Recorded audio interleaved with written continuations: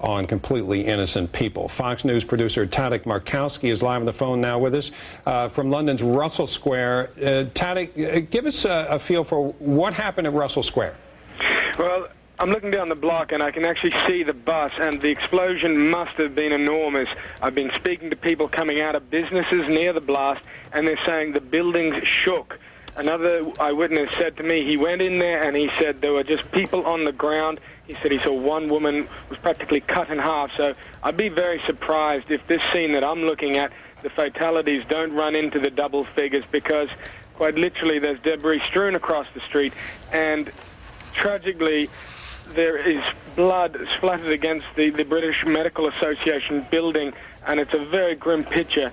Amazingly, doctors inside that building were the first on the scene, and they gave some immediate medical treatment to those who are most badly injured. So some glimmer of goodness out of this absolute disaster. Well, you know, initially we saw reports of 2 dead in that bus explosion, and I've seen 7 reported dead, but from what you are observing, it could be even worse than that. I think so. I'm talking to people who are being brought out of there by the police, and one man said, you know, people were in shock. You know, 5 minutes after the blast, he said they were literally blown off their feet, and when they got back to their feet, they just didn't know what had happened, and they were just wandering aimlessly. A blast of that size, and I can see how far the debris has been thrown. If there was just a average number of people on that bus, then the casualties would be, as I say, in the double figures. How are people of London reacting? What's your observation? Well, stoically, I think, is the word. You know, they realize that there are people out there in the world that want to do harm to people here in this part of the world to promote the various causes. But I think they're looking at this as, you know, maybe it's just one of those things. You know, they're not saying necessarily it was our turn, but certainly that it isn't unexpected, and now we're going to pick ourselves up and go on. It's not unexpected, but it must be quite a stark change from the elation yesterday in being chosen to host the 2012 Olympics. Absolutely. I mean, people are basically, you know, waking up today to the Olympics hangover, and then this. I mean, waking up to, you know, 4 major blasts in downtown London. It is a real rude awakening, and as your guest said a little while ago, you know, the focus on Glen Eagles, the security around that. You know, people almost took the eye off the ball in a sense, where the danger was here, right in the heart of our capital city. Tadek Markowski, Fox News producer. And by the way, folks, our producers do so much great work, and when they're out there on the scenes, they know as much as the people who you typically see, the reporters out on the scene, because they're working hand in hand on things like this. All right, and what we are waiting for right now, we want to take a quick break and then continue our coverage almost immediately. To the left of the screen, it would seem, it would seem that a news conference is indeed getting underway right now. This is the Emergency Services News Conference, and we were expecting from that news conference perhaps to get an update on the number of casualties, expecting somebody to walk up to that empty microphone momentarily there in London. But we can tell you this, obviously the numbers tragically have been rising through the course of the morning. A few hours ago we had heard that only 2 people have been killed.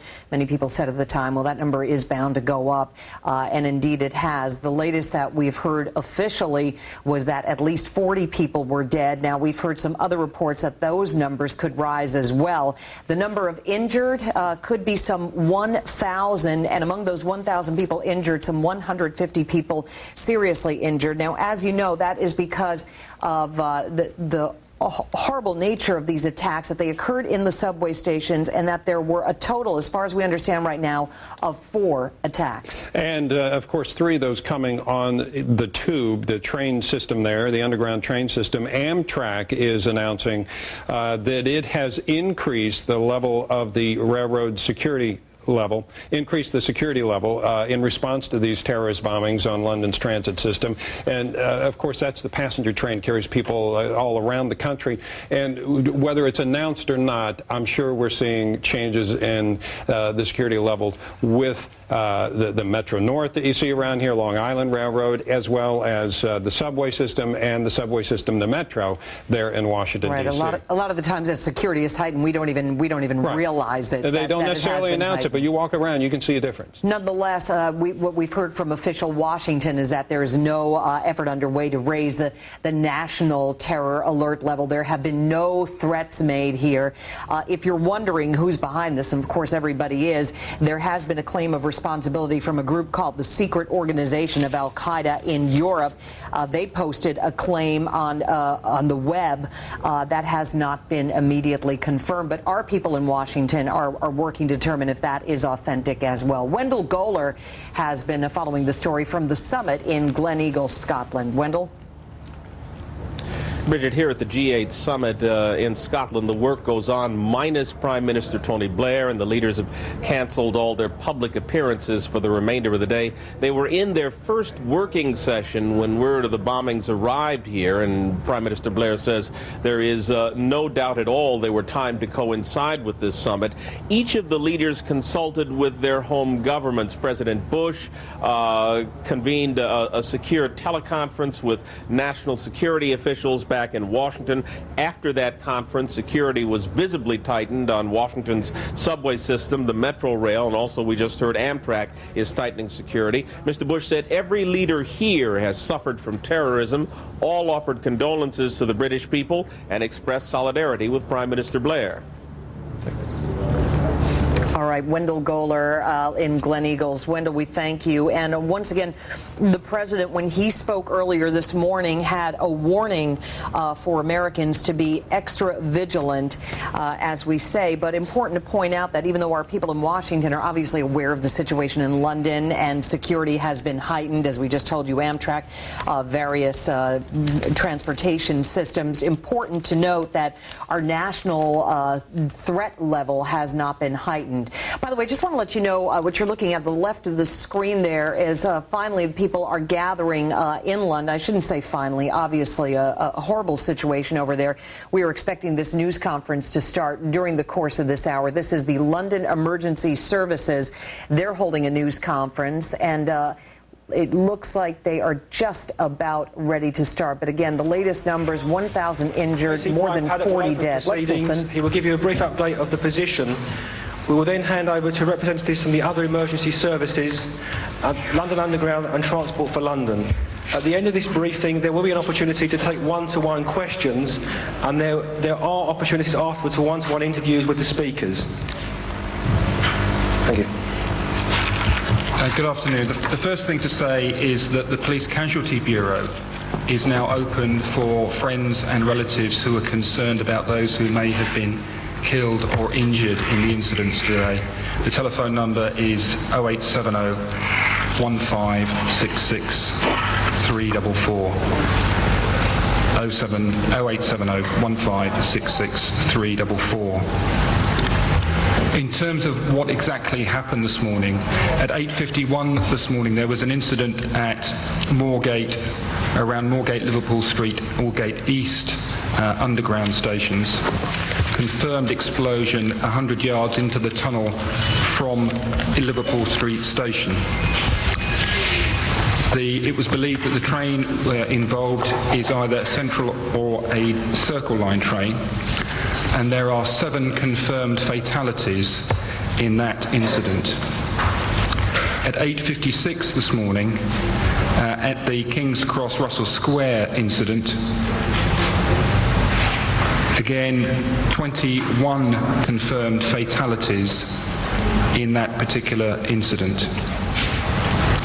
At 9:17 there was an explosion on a train coming into Edgware Road underground station, which blew a hole through a wall onto another train in an adjoining platform. In fact, it's believed that 3 trains were involved in that particular incident, and so far there are 5 fatalities in that particular incident.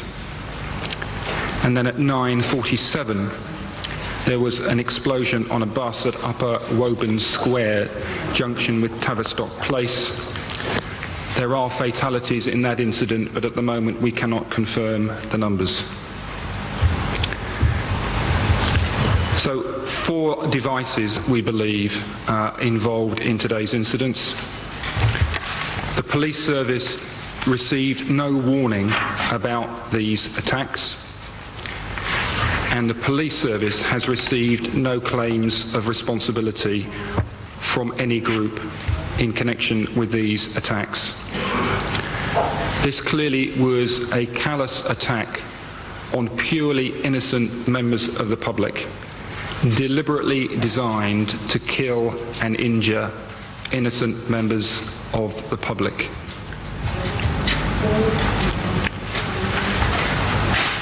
That's all I have to say at this stage, but I can answer questions afterwards. Obviously, London's transport is facing some very challenging times at the moment. The Underground won't be in action until tomorrow. The bus services, we hope, will come back on in central London later on this afternoon.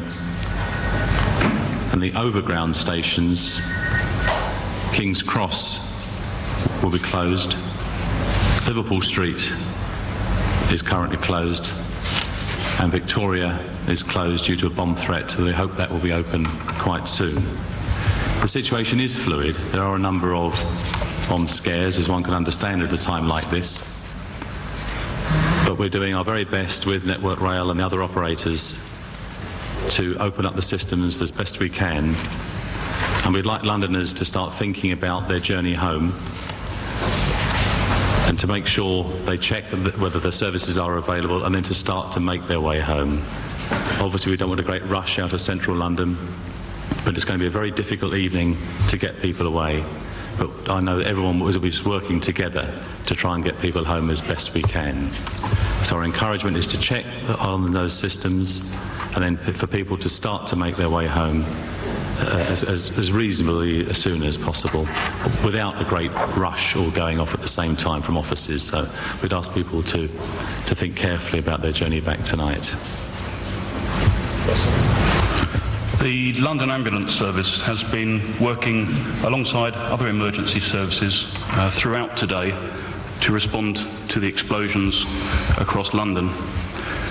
We have been assisting with the rescue effort and assessing and treating at all scenes to ensure that the patients receive the medical attention they require. We have treated 45 patients with serious or critical injuries, including burns, amputations, chest and blast injuries, and fractured limbs. We have also treated approximately 300 patients with minor injuries, including lacerations, smoke inhalation, shock, cuts, and bruises. Patients with life-threatening or serious injuries were stabilised at the scene before being taken to hospital by ambulance staff from London Ambulance Service and other neighbouring ambulance services. Patients with minor injuries have been treated at the scene and, where needed, taken to hospital by non-emergency medical staff, voluntary aid ambulances, and indeed public buses. Hospitals who have received casualties include the Royal London Hospital in Whitechapel, University College Hospital, St Mary's Hospital in Paddington, and the Royal Free Hospital. Over 100 ambulance vehicles and more than 250 ambulance staff have attended the incident scenes, supported by staff in our control room. Over the course of this incident, many hundreds of calls were received by our control room staff. We are asking members of the public not to dial 999 unless they require treatment for life-threatening injuries at this time. Can we also ask that people do not go to their A&E departments at hospitals in central London unless absolutely necessary, so that those departments can continue to focus their efforts on treating casualties from this morning's incidents? Thank you. The London Fire Brigade was able to receive the call at our regional control centre and respond quickly and effectively to the tragic events that unfolded in London today. These were, of course, the kind of events that London firefighters have been planning, training and equipping for, and today came the reality. Obviously, firefighters and the other emergency service workers witnessed some very harrowing scenes today, and they performed magnificently in the face of that challenge. Certainly, we would like to offer our condolences to all of those that have injured or lost loved ones. We still have firefighters at the scenes and are still assisting in the work they have to do, and we will be there as long as it takes and needs to be there. We attended with some 40 fire engines and specialist equipment designed just for this purpose, together with over 200 firefighters today in London. These were my passengers. Let me tell you, all of us send our condolences out to their families and all those who are involved in this. When we, as the situation unfolded, we felt we had to shut down the system and remove people from the trains because we didn't know how many more incidents there might be. The staff performed magnificently. Well, of course, my staff had to deal with this in the 10, 15, 20 minutes before others could be there, and the reports I've gotten have indicated that the intense pride I should feel about them. They've done a fantastic job. They did a very difficult job, and they did it well. We are now in the process of getting clearance from the police to getting out on the property to inspect all of the trains. Once the trains are inspected, we will try to get drivers to them and move them to depots so that they can be secured.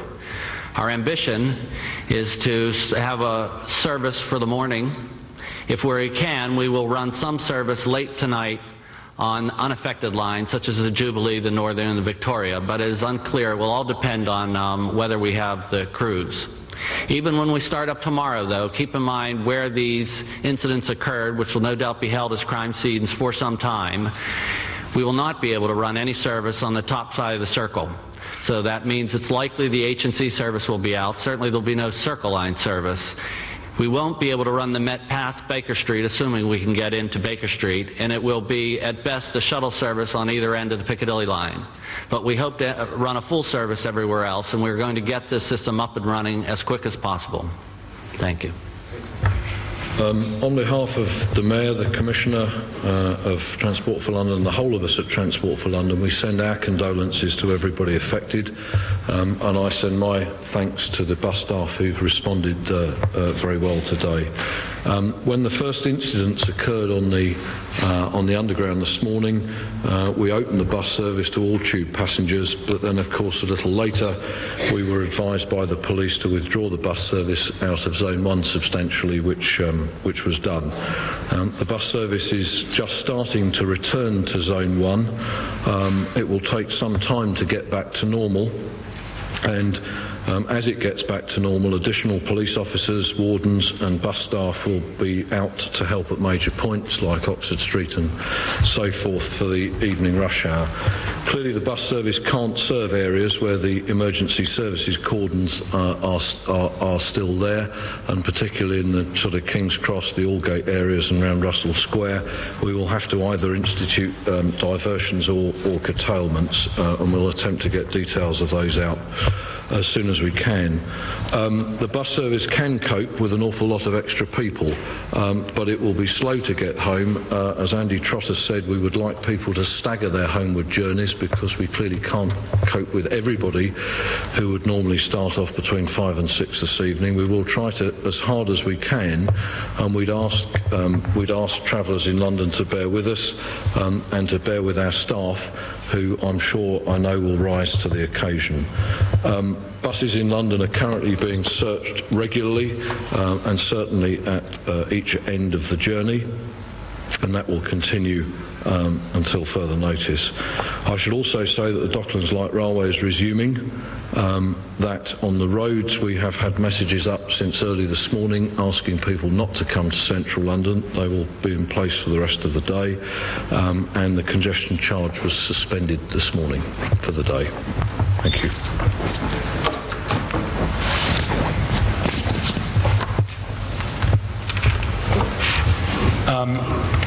Clearly, we are very concerned about those who've been killed and injured, and we are very concerned about the impact that this is having on families and friends. I have to say that since this conference started, unfortunately, the Police Casualty Bureau has developed a technical fault, and we would ask people to be patient with us while we try to rectify that fault. Okay. We will take questions now from the floor. Could you please raise your hand, identify where you're from and who the question is directed at? Thanks very much. John Spooner from the Daily Press. Mr. Paddy, can you tell us anything at this early stage about the devices and whether or not you suspect these acts carried out by suicide? At the moment, we don't know whether or not this was suicide bombers or whether this was simply packages left on the bus and in the underground stations. It's too early to say. Again, there is no indication that these were anything other than conventional explosive, but other than that, we don't have any information about the size or type of device that was used. Have you started going through the CCTV cameras? And if not, when will you be doing that? Clearly, we've had considerable success in the past using closed-circuit television footage in order to trace the movements of the people involved. That will be one of our first priorities, as well as securing whatever forensic evidence we can secure from the various scenes. Question in the middle. Can you tell us whether you've had made any arrests throughout the course of this morning in connection with this at all? I don't have any information at this stage of any arrests having been made in connection with these incidents. Ben? Question for the London Underground. Are there any people still trapped underground? No. The system is clear. And when were they last? How long did it take to evacuate all the people? Well, the entire system, almost all of the system was cleared within the first hour or two, but the people on the Piccadilly line train, it took the longest to get them clear. There was difficulty getting access to all of them. I don't have an exact time when we got the last person off. Do we have any estimate how many people died on the bus? We don't have any information at the moment as to, we know that there were some fatalities, but we don't have any numbers at the moment. Question at the front. Penny Marshall, ITV News. Can you tell us at this stage how many members of the anti-terrorist squad are involved in the investigation and what they're doing, why they're not here? Members of the anti-terrorist branch are fully involved investigating these incidents. That's why they're not here. I'm the spokesperson for them, as well as the rest of the Metropolitan Police Service. Their time is much more valuably spent investigating these incidents. We're not prepared to discuss how many detectives are involved in the investigation at this stage. Question there. Stuart Tendler from The Times. Should the security level have been higher today, given that it was the launch of G8? The security level in London has been high over recent months. We have had all the security services actively engaged in anti-terrorism activity during this period. We have given advice and we have received cooperation from the transport services around raising people's awareness of the possibility of suspect devices, and so we are content that the security level was appropriate, even notwithstanding the fact that G8 is happening in Scotland. Question there. Sean Raymond, Sunday Telegraph. The security level was actually lowered within the last month to its lowest level since 2001. Can you comment on that? The security level was lowered slightly from the very highest, other than having specific information about a specific target. It is at its second highest level, and we felt that that was appropriate in all the circumstances, bearing in mind all the intelligence that we were in possession of. And we're not going to start getting into risks, threats, or anything like that today. This is about actually telling you about the response to the operation. So I would appreciate if you could confine those questions to the response to the operation from the emergency services rather than the investigation stage. Thank you. How many police officers have been involved? Sorry. How many police officers have been involved on the ground in this morning's response? And are you recalling any officers from the G8 summit to help deal with this? We've got about 1,500 Metropolitan Police officers deployed to Scotland. We have 31,000 police officers in London. We have more than enough police officers to cope with this sort of emergency. At this stage, we have used officers who were on duty during the course of these incidents, and we have not called officers in who were off duty before, because clearly this is going to take some time in order to restore London to normality, and clearly we have to bear in mind that we're going to have to bear in mind resilience in terms of keeping the policing going during this period. In terms of exact numbers, we haven't had a head count. Simon. Sorry, the British Transport Police obviously attended these calls when they first came out, and it has put a great strain upon us, without a doubt. We have a number of officers in Scotland as well for G8. We won't be bringing any back from there, but we will be bringing in as many officers as we can on duty in order to cope with the pressures we're going to face for the rest of today and into tomorrow. Simon. Andy Trotter and Brian Paddick, can I ask, what is your reaction basically to the fact that the nightmare scenario has happened? And what does that say about the counter-terrorism measures that have up to now been deployed? Well, both the current Commissioner, Sir Ian Blair, and the previous Commissioner have said that London has always been a terrorist target. And we are clearly shocked by what has happened today, but we're not surprised at what's happened. We have worked over recent months and years with British Transport Police, with the City of London Police, with London Ambulance Service, and with the London Fire Brigade, and all the other emergency services, rehearsing and planning for exactly this sort of scenario. And so, right from the word go, we were able to implement this well-rehearsed, well-planned incident response, and as far as the Metropolitan Police Service is concerned, that plan has worked exactly as it should have done.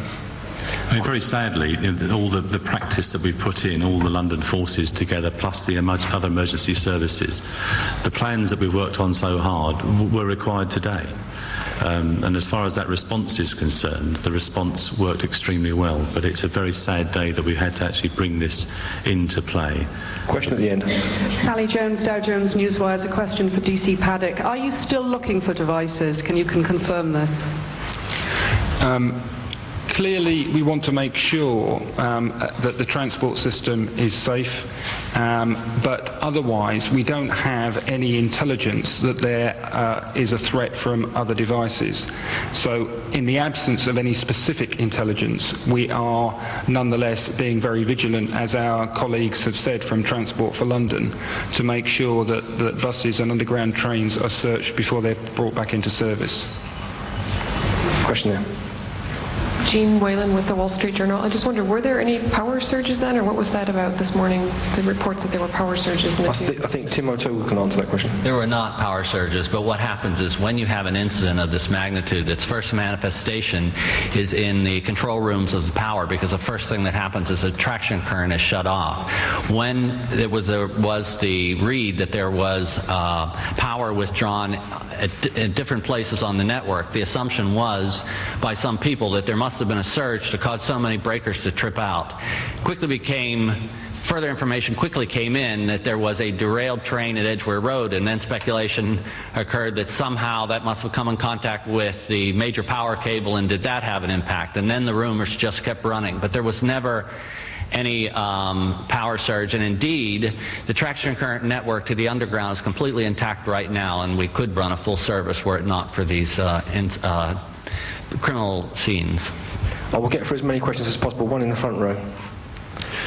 Andy Gardner, Sunday Mirror. Tim, 27 minutes between the first blast on the tube and the last blast. I know it was chaotic, but did you issue any warnings to your drivers?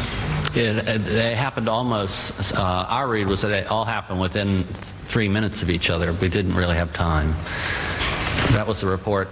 There's the update from London Emergency Services, that news conference that they had promised. And just to give you a brief recap of the casualty figures, we are now hearing 33 people have been killed in the 4 separate blasts. However, very important to note that that number does not include the number of people who might have been killed on the explosion on that double-decker bus, in which the top of the bus was just sheared off. We understand 45 people have been seriously or critically injured, many of them burn victims, some of them, sad to report, amputations. Some 300 more people have been treated for minor injuries. However, there was one glimmer of good news. Nobody else is trapped in that subway system. In fact, they said that they would be able to reopen it if it weren't for the fact that right now it's a crime scene. Nick Fielding with the London Sunday Times is with us on the phone. And Nick, where were you when the blasts happened? Not far from the site of the explosion at Edgware Road, and first of all I noticed on the radio they were saying that the tube system had been closed down, and then very shortly after that I received a call from my colleague saying could I get to the Edgware Road site, and in fact we'd had a call. One of my own colleagues was actually on the train that was hit this morning, so I was down there I suppose just short of an hour after the incident occurred. One of your colleagues was there. I'm afraid to ask how that person is. She's shaken, but she's fine. She's not injured physically, but obviously she's been through quite an experience. Well, that is good news. Now, the Edgware Road, I understand that the officials at this news conference were just saying that some 3 trains were damaged. My understanding is that 2 trains, that possibly 2 trains were passing each other when the explosion happened, and that there was some sort of collateral damage to the second train. I don't know about a 3rd train, to be honest with you, but from reports I've heard this morning, certainly on the train on which there was an explosion, there was extensive damage. I heard one person saying that the floor had been almost ripped apart in one of the carriages, so that must have been quite a serious explosion. Nick, we just got the update, all the numbers, the facts and figures, if you will, from the officials at that news conference. But can you describe for us what the scene was like and what the response was like? Well, I tell you, it's quite remarkable because even certainly within the hour, there was a massive presence of the security and emergency services at the site. I mean, I was amazed. The roads were already by that stage fully blocked off. There were at least I could see at least a dozen fire tenders. There were dozens of ambulances and police cars, and I saw forensic teams going in. I saw sniffer dogs. I saw the London Metropolitan Hotel, which is very close by. That was being used as a casualty station, and I spoke to one of the people that had been helping there, and they had got organised very rapidly. A doctor had arrived very quickly. There's a hospital just around the corner, and she had organised a triage system. They very quickly grouped the patients into those who were most serious and lesser serious and so on, and then began treating them and dispatching them to hospital. So the scene that confronted me really from the outside, and of course I haven't seen and couldn't get anywhere near the seat of this explosion, but the scene from the outside was one of sort of fairly calm determination, and I'm sure that it must have been chaos in the immediate aftermath, but within a very short period of time they seem to have got things under control in terms of dealing with the incident, and I think that probably is a credit to the services here, who have obviously rehearsed for these kind of incidents, and they unfortunately, sadly today, have had to put them into practice.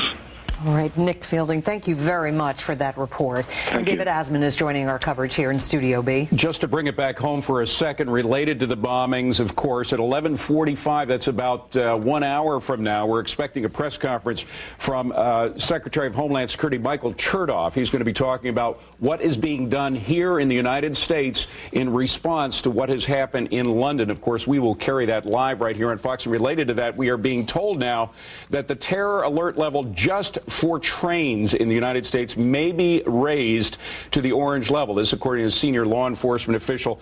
The terror alert level will be raised to orange for U.S. train infrastructure. That includes local subway and commuter lines all the way from the East Coast to the West Coast. So once again, we are responding here in the United States to what is happening in London. Our own Fox correspondent Amy Kellogg is live in London. I guess, Amy, it doesn't hurt to emphasize here that Londoners have been through a lot dating back to the Blitzkrieg in World War II, going through the IRA terror bombings. So they do take this with a stiff upper lip, don't they? David, those were my thoughts exactly. In fact, last night I was reading about the Blitz in preparation for a big ceremony that is going to be held here in London on Sunday in commemoration of the 60th anniversary of the end of World War II. And as an example, they are saying today that that ceremony is going to continue. The Queen is going to be holding quite a display here and a huge parade, and they plan to go ahead with that. Now, again, there has just been a shocking series of events here in the British capital this morning, a number of coordinated attacks on the transportation system.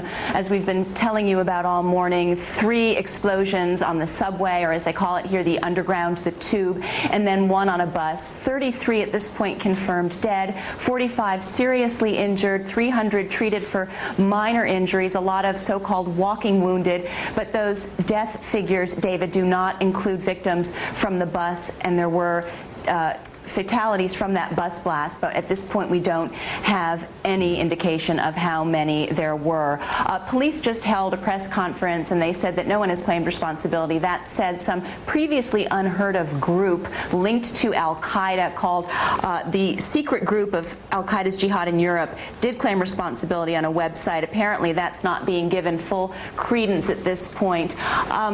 It was shocking that this happened this morning, I think, David, because Londoners were so jubilant last night celebrating the announcement that London had won the bid for the 2012 Olympics. There was a real carnival atmosphere here in London last night. And then Prime Minister Tony Blair up in Scotland trying to bring the world's most powerful leaders together to attack the problems of poverty in Africa and climate change. And then this happening just less than 24 hours after all of that. Quite a shock, although I think people were very prepared that at some point there would be a major terrorist attack in the British capital. The press conference that we heard in London, Amy, did not address the potential cause of these blasts. Of course, it was a terrorist blast, but we don't know whether it was specifically whether it was a suicide, homicide bomb or not, do we? No, we don't. We don't know. We did hear one of the police spokesmen say at this point we don't know if the explosions were caused by packages left on the subway trains and the bus or whether suicide bombers were involved. Right now, David, that all of the underground stations are basically, or at least the 3 where these bombs went off, are considered crime scenes. The anti-terrorist units are there combing through the debris to try to come up with some clues and information as to exactly what happened. Amy Kellogg reporting live from London. Bridge? All right, and before we go to our next guest, just want to repeat that new information that U.S. trains now, not the entire nation, the alert level, the national alert level has not been raised. However, U.S. trains are now on an orange terror alert because of what's happened in London. That would affect all local subway and commuter lines. Expecting to hear more from the Secretary of Homeland Security, Chertoff, coming up at 11:45. Of course, we'll have his remarks. Just to let you know, Tony Blair, as we told you, the British Prime Minister, after making some remarks this morning from Glen Eagle in Scotland, the site of the G8 summit, he left the summit. We understand he is now back in London, and perhaps we'll be hearing more from him. I believe an emergency session of Parliament is to be convened at some point this morning, so more to come on that. Let's talk with Marvin Kalb right now, Fox News analyst and foreign affairs correspondent. And Marvin, the G8 summiteers, Marvin, who are still there without Tony Blair, I wonder if there will be a renewed focus now on terror. I guess there would have to be a renewed focus on terror. On a day like this, it's a very good day for globalized rhetoric of sympathy for the British and what it is that they are experiencing. But all of these men are experienced diplomats, and they recognize that national interests do come into play. For example, when the United States was thinking about war in Iraq, the United States was able to get the British in quick alignment, but the French, the Germans, the Russians were not. They were opposed to the war. so that when the bombs go off, when there is a terrorist assault, there is a kind of global sympathy. Everybody bands together. They do talk about the need for common action against terrorism, and probably a great deal of that goes on. But when there is fundamental action involved, national interests come into play, and then it's very difficult to get everybody together. It's time in the post-Cold War period for a new kind of alignment of similar nations, but they haven't really got there yet. Right. So, Marvin, is that to say that we should not expect any more practical help in fighting the war on terror, any more help from European allies in Iraq or Afghanistan or any of the other places where we have to fight? It does not appear to be the case. I mean, for example, on Iran, it would appear that all of the countries around Iran and the Western nations dealing with Iran ought to have the same policy, but they don't. They don't really. The Germans and the French and the British have one policy toward Iran. The United States really has a different one. So that when there are national interests, when something is truly important, then nations begin to think about themselves, although their rhetoric may be global, their interests are rather selfish and narrow. It was very interesting to hear the very similar language among the various leaders, the mayor of London, of course, the British Prime Minister, the President of the United States, all making it abundantly clear that this was an attack not on the high and mighty, not on the powerful. This was an attack on the working stiffs of the world, the innocent people. Well, and that is absolutely true. I mean, the people who engage in this kind of terrorism are bloodthirsty killers. They are interested in inflicting massive damage on innocent people. That is the way they make their point. Lenin, at the time of the Russian Revolution, said the purpose of terrorism is to terrorize. And that is what these people are doing. They're trying to terrorize. And so it is the responsibility of leaders to try to put things into perspective. But let's be real at the same time. Campaign last year, the president was saying that we are fighting in Iraq so that we do not have to fight the same terrorists in the United States. Turn to the British. They are fighting in Iraq, and yet they have to fight terrorists in Britain today, in London, in the heart of a great, great city. And also we ought to point out that London, of all of the major capitals, is probably best prepared to face just this kind of tragedy. And yet London has to face it acknowledging that they had no advance word, just as we have no advance word for any kind of an attack on an American city. These are people who are bloodthirsty, but they calculate coldly, and their designs are against Western interests. Right. And, you know, interesting talking about London and the determination of the people there, the people who've been through the Blitz, who've been through the terrorism on the part of the IRA. And Tony Blair, even though he faced a tough re-election, I would think, Marvin, that this would only steel his resolve, despite all the criticism, all the flack he took over supporting the U.S. in Iraq. Oh, I agree with you completely. Tony Blair is a man, from all of the evidence that we have, is very much like President Bush. They are both determined to take on global terrorism, no matter what the domestic political costs may be. Obviously, they are both politicians. Obviously, they want to be elected.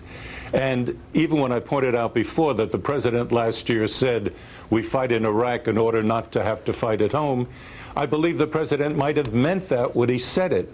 But that doesn't mean that that's what the terrorists intend to do.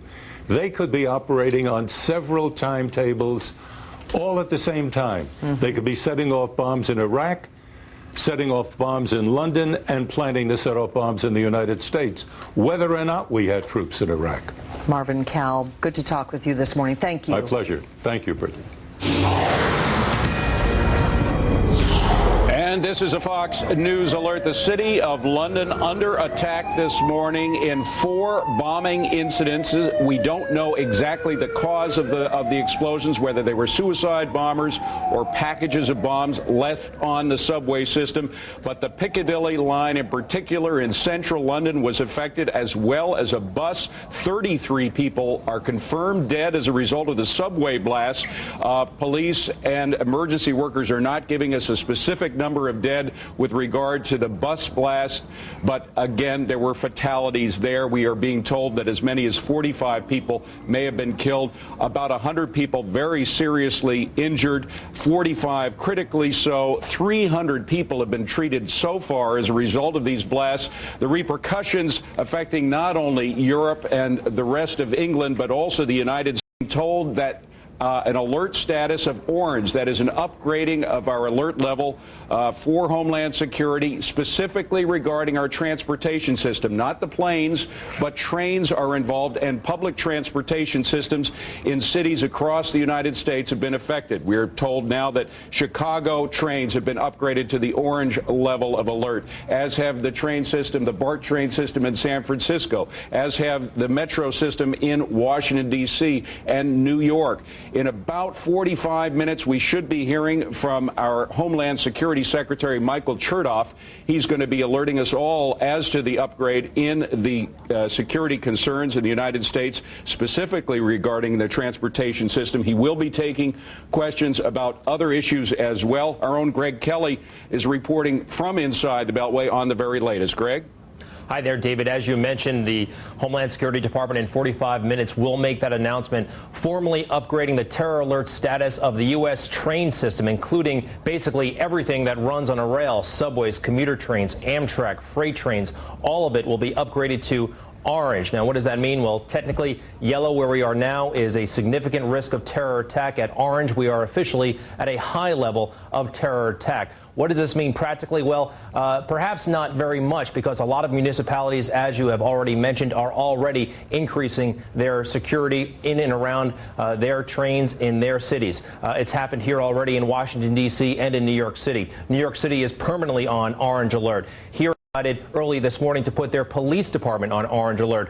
Some of what this means: it means keeping police officers on duty longer. If they get off at 8 a.m., they'll stay on duty till 12 noon. They're also increasing their law enforcement presence in and around trains, the hope to ward off any potential attackers. They are bringing in their bomb-sniffing dogs. You are seeing some police officers armed with heavy weapons. There's also an inconspicuous law enforcement presence, undercover agents going into the trains, actually riding the buses, looking for anything suspicious. I'm also told that law enforcement has, they're not quite calling it a day yet, but they have experienced something of a sigh of relief. One law enforcement official noted to me that the last bomb blast in London took place at 9:50 in the morning, 10 minutes before 10 o'clock. In transportation circles, in law enforcement, rush hour is considered the time between 7 in the morning and 10 in the morning. Now, they believe that rush hour was targeted to do the most damage to people. Now that it is 1 hour after 10 o'clock, they feel like they may have made it through this initial test. Of course, the day is not over. They have to deal with the nighttime rush hour. But once again, the top news for the moment is that the decision has been made, according to law enforcement officials, that the terror alert level will be raised from yellow to orange. And this is in part in response to criticism in the past when they have blanketed the country in an orange alert level. Some law enforcement officials across the country expressed confusion. Now we are seeing more and more a tailoring of the alert system to the specific situation at hand. We saw that last summer when certain financial districts were protected, increased security in Washington and New York, and now it's happening with the U.S. train system. Greg, a question. The terror attacks in London clearly were coordinated. We had these 4 attacks. However it was they were coordinated, they seem to be timed to happen around the same time. Any indication from folks inside the Beltway that the folks in London who were responsible for this may have coordinated attacks for elsewhere in the world? There's no specific indication of that, but as you mentioned, it leaps out at you that it was coordinated there. Another law enforcement official told me that there is an even more disturbing pattern what happened in London, that the initial explosions happened underground, that the latest explosion, I am told, happened above ground. The thinking goes that people were forced out of ground, from underground, from the subways, to what they thought was safety, and then they started hitting them above ground. Really nasty tactics. Nasty and cowardly. Greg Kelly reporting from inside the Beltway. Thanks, Greg. Bridge? Dave, I want to go to the phone to Anna Pukis with the Daily Express out of London. Anna, can you tell us where you were and what you saw when these blasts began this morning? Well, I just started work and noticed that all the streets were completely log-jammed, and then very soon we discovered that there had been these blasts at 6 underground stations, we were told. The theory, one theory that's being speculated upon is that there were this series of small blasts underground which forced people to the surface and buses and other modes of transport, and then they get on a bus and that goes off as well. The scene at the moment is in many ways similar to yesterday in that people are walking in the streets. Yesterday when we were celebrating the winning of the Olympics, but of course. And I need to interrupt because we need to go back to Sky News right now because we have some eyewitness accounts from the injured. Next time we heard some guys were shouting at the far end of the train that it was fine to get off. They'd be taking people off the back end of the tube. So that was the one story told from a hospital bed of a young man who has survived this attack today. There are, sadly, some families numbering at least 33 people have been killed in these various incidents today, so their family and friends will be hearing the worst possible news later this afternoon or evening if they don't know already. Now, that number of 33 at least have been killed. We do suspect that number will have to go up. Other sources suggest it's going to be nearer 43, perhaps 45, because we do not know about the Tavistock Place bus bombing. We understand there have been fatalities there, but the authorities cannot confirm how many. We can hear now from somebody involved with the emergency services. We've got an interview with Dr. Gareth Davis, recorded a little earlier. He is a spokesman for the London Air Ambulance. Let's listen to what he had to say. Hospital. Today we mobilised a total of 18 doctors to the incidents that occurred throughout London, where we were able to provide intensive care at the scene of the incident and deal with the injuries that patients had while they were actually trapped in the wreckage of the vehicles and in the tube. Where did you go first? My first mobilisation was to Aldgate. And what did you find there? We found essentially a lot of walking wounded outside of the tube station. A few people had been brought up out of the tunnel and were lying in the foyer, but we had a lot of seriously injured patients who were still trapped in the wreckage on the train itself in the tunnel. What sort of condition were they in? Well, it varied very much between walking wounded with just cuts and scrapes, and obviously people who had very severe injuries who were unconscious. When you look back on what you've seen today, when you reflect on what you've seen, what's your overall impression? What impressions are you left with of the day? That's probably a bit early to say. I'm very much focused on how the medical response was actioned, and at the moment I'm just left with that. I'm very sort of happy and proud of the way that the teams responded to the scene. Did the air ambulance save any lives today? It wasn't just the air ambulance. It was the 18 doctors were mobilised by the air ambulance, but also in fast response cars. There were approximately 4 doctors and 4 paramedics at each of those incidents, and undoubtedly lives were saved by the teams at the scene. So how many people? These are our pictures live from King's Cross, people emerging from their places of work, planning to get home, perhaps leaving a little earlier than normal, anticipating some severe difficulties. Of course, we were hearing that news conference warnings by those involved that it would be a difficult journey home this evening. As we're looking at those pictures, let's just bring you up to date with some of the news lines to emerge on this. The US Secretary of State Condoleezza Rice has apparently called our Foreign Secretary Jack Straw to offer assistance following the London blasts, not detailing which or what scale, but there has been contact between Condoleezza Rice and Jack Straw. Worth marking that the US has raised the terrorist threat level for mass systems, but not the bomb blasts in London. That is according to a US government official being quoted on the news wires. Also, some information, a message from Pope Benedict XVI to Cardinal Cormac Murphy O'Connor, of course the leader of Roman Catholics in England and Wales. His Holiness is deeply saddened by the central London, offers fervent prayers for the victims and for all those who mourn. While he deplores these barbaric acts against humanity, he asks you to convey to the families of the injured his spiritual closeness at this time of grief. So they're the latest news lines to emerge in the last few moments.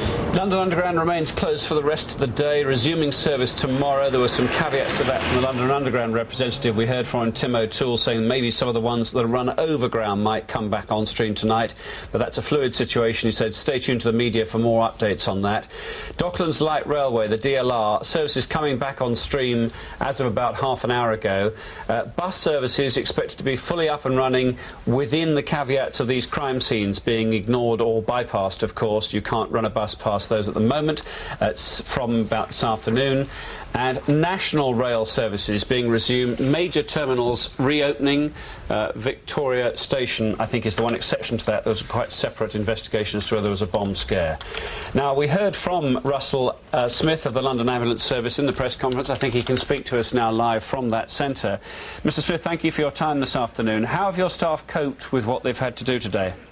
Well, this has been a difficult day for our staff, a difficult day for our control room staff, who have taken hundreds and hundreds of calls relating to this incident, and of course a particularly difficult day for the technicians and paramedics of the London Ambulance Service, who have gone to these scenes and dealt with the traumatic events.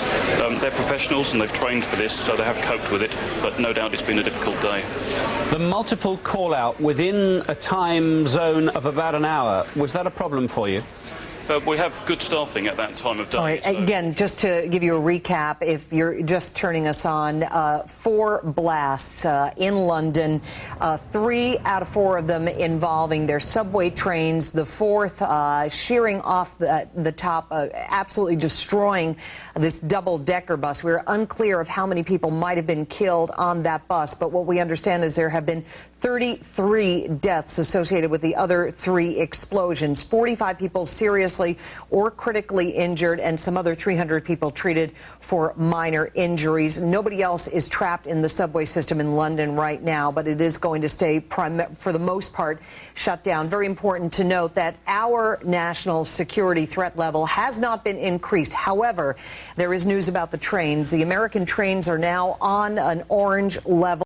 State. There has been increased security. We're talking about local subways, commuter rails. The security level for airlines has not been increased, although there probably will be some increased security measures, no doubt, taken at various airports around the nation. More about our nation's response coming up in the form of a news conference expected at 11:45 Eastern Time from our Homeland Security Secretary. Again, 11:45 Eastern, and we will have that for you here on Fox. And what you are looking at right now is a live picture from the King Cross train station, the Tube, as they call it in London. It's a subway system, one of the most extensive in all the world. It was between King Cross, which you're looking at now, and Russell Square, which was a stop right before King Cross, that one blast occurred. There were 2 others. One at a place called Edgware Road, another subway stop, and one, in fact, a subway stop that, interestingly, is right around a community of Muslims, showing that these terrorists are indiscriminate in their concern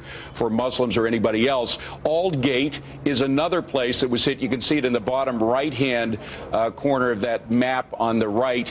So those 4 stations were affected by 3 blasts, one of which was between Russell Square and King Cross, and then Tavistock. Now, Tavistock Square is where a bus was literally ripped apart. The total damage, the carnage of that blast, we're not sure of. Police and emergency rescue workers gave us a 33 fatality figure for the 3 blasts inside the subway stations, but that blast, the one that tore apart the top of this double-decker bus, we don't know how many fatalities were involved in that. Initially, we were hearing that a suicide-homicide bomber was responsible for that blast, not unlike blasts of its kind in the Middle East, but we can't confirm that as of now. As all of this information comes in, we'll report it to you as soon as we get it. Keep it here on Fox. We'll keep you updated. Meanwhile, as we said, 11:45 is when we're going to be hearing from Michael Chertoff, Secretary of Homeland Security, talking about our alert level being raised to orange for transportation system, specifically railroads. Joining us now on the phone is Neil Livingstone. He is a terrorism analyst joining us to talk about this. Now, Neil, one question I have is whether or not why isn't the entire transportation system of the U.S. put on orange alert? Well, because we saw rail attacks in this case, and as we did in Madrid. And part of that is because I think the government believes that we've substantially increased the quality of aviation security in the United States, and therefore we could thwart any attack at the present time, or we certainly have a much higher probability. Rail, by contrast, is used by tens of millions of people every day. There are stops everywhere. It's very, very difficult to protect, and so they're concentrating their resources on that. Now, we are fighting an enemy both in Iraq and elsewhere in the world that learns from its own mistakes, as we've been told time and again. Is it not conceivable that they would choose a different form of transportation for the next attack? Well, absolutely. I mean, the problem of predicting any terrorist attack is that it's almost impossible to do. We have so many vulnerabilities. We cannot protect everything 7 days a week, 365 days a year. And so they could, if we tighten up rail transportation security right now, they could move on to hitting power plants or hitting financial institutions or something else. So this is a maddening exercise, one that shows basically the vulnerabilities we have in modern society today. We're going to be hearing from our Secretary of Homeland Security shortly, Michael Chertoff.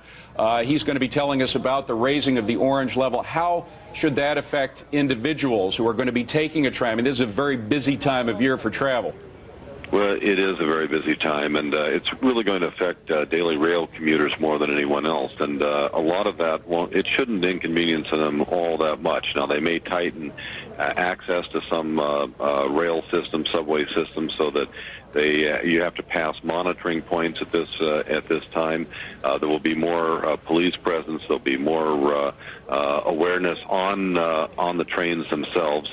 And what they may be looking at right now is how do they prevent future attacks? And part of that may be that just as we do at some stadiums and so on right now, we limit what you can carry onto it into stadiums. We may have to do that on rail as well. That you can't carry large packages. That you cannot carry backpacks, for example. Those have been some of the suggestions that have been put forward, because we know we can't X-ray everything, and we know that we can't make everyone walk through magnetometers. The scale of it is just too great. Now, Neil, will we likely see any shutdowns of rail services, particular commuter lines? I don't think we'll see shutdowns because of the impact on the economy and people's daily lives, unless they get a specific threat. And if they think that they've got a specific, credible threat against a particular rail line, they might indeed decide to shut it down. Neil Livingston, CEO of Global Options Incorporated. Neil, thanks a lot. Thank you.